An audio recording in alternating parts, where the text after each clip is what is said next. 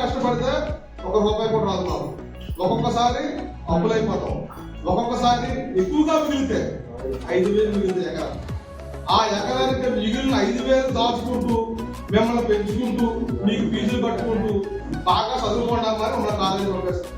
మీరు ఎంత ఇదిగా అంటే అంత ఇదిగా చదువుకొని తల్లిదండ్రుల తర్వాత మీరు కురుకులు మీరు చెప్పిన మాట మీకు వేదంలాగా మీరు పాటించి ఎదకెళ్తే అంటే ఒక రోజుకి మీరు 2 గంటల తల కిందకి దించి చదువుకుంటే జీవితకాలం మంచి మార్పులతో వచ్చి ఏదైనా వచ్చి జీవితం మీ లైఫ్ లాంగ్ కూడా తల ఎత్తుకుని మీరు జాబ్ చేస్తారు.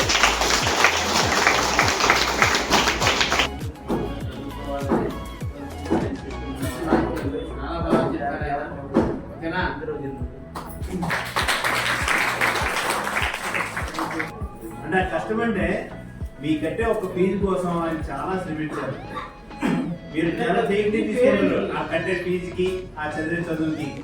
బట్ ఆయన మా హౌస్ దగ్గరే మీకన్నా ఎర్లీగా 6 o'clock 7 o'clock ఫీల్డ్కి వెళ్ళిపోతారు వ్యవసాయానికి. మళ్ళీ నైట్ 7, 8, 9 వచ్చానికో ఈ దేశానికో పేరెంట్స్ ఎవరైనా ఉన్నారు, తల్లిదండ్రులు ఉన్నారు, తిండి పెట్టుకున్నారు అంటే మాత్రం ఖచ్చితంగా అయితే అందులో ఎటువంటి సందేహం లేదు.